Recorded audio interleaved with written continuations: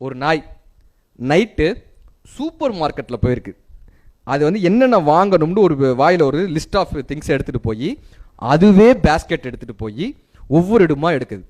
இப்போ இந்த super market ஓனருக்கு ஆச்சரியமாக இருக்குது. ஒரு நாய் எப்படா இதை எடுத்துகிட்டு வர முடியும், ஒரு நாய் எப்படா இவ்வளோ யோசிக்குது, ஒவ்வொரு ரேக்லையும் அப்படி கரெக்டாக எடுத்து வைக்குதுன்னு ஒரு ஆச்சரியமாக அந்த நாயை பார்த்துட்டே வராது. அது அப்படியே அந்த வாயில் கவிட்டு எல்லா திங்ஸையும் எடுத்துகிட்டு வந்து கரெக்டாக வச்சு கார்டு கொடுத்து பேமெண்ட் பண்ணுது. காலை வச்சு நம்பர்லாம் அமுக்குது.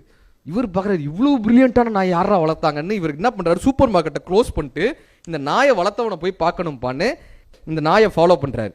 இந்த நாய் என்ன பண்ணுது, கரெக்டாக போய் சிக்னல் போட்டோன்னே ரோடை கிராஸ் பண்ணுது. பல நாய் சிக்னலை மதிக்கவே மதிக்காது. பஸ்ஸில் ஏறி சில்லறை கொடுத்து டிக்கெட் வாங்குது. பஸ்ஸில் சில்லறை கொடுத்து டிக்கெட் வாங்குது. இப்போ இவர் அவ்வளோ ஆச்சரியமாக பார்க்குறாரு, யாரா இந்த நாயை வளர்த்ததுன்னு. இப்போ இவ்வளோ பிரில்லியண்ட்டாக ஒரு நாய் இருந்துச்சுன்னா எவ்வளோ சந்தோஷமாக இருக்கும். இந்த நாய் போய் காலிங் பெல்ல அடிக்குது.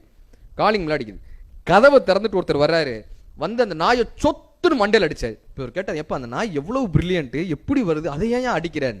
இல்லை, எப்பயுமே வெளியே போறப்ப சாவி எடுத்துட்டு போன்னு இதுக்கு 10 தடவை சொல்லியிருக்கேன். நான் தூங்கும் போது வந்து காலிங் பெல் அடிக்குது, இந்த நாய்க்கு அறிவு இருக்காருன்னா. நீங்க என்ன செய்தாலும் சிலரை நாம் திருப்தி செய்து விடவே முடியாது. நாம் செய்யக்கூடிய ஒரு சின்ன தவறு, நம்ம எவ்வளவு பிரில்லியண்டான ஒரு ஆளா இருந்தாலும் கூட கடைசியில ஏதாவது ஒரு சின்ன விஷயம் வந்து நிற்கும். அதுதான் அங்க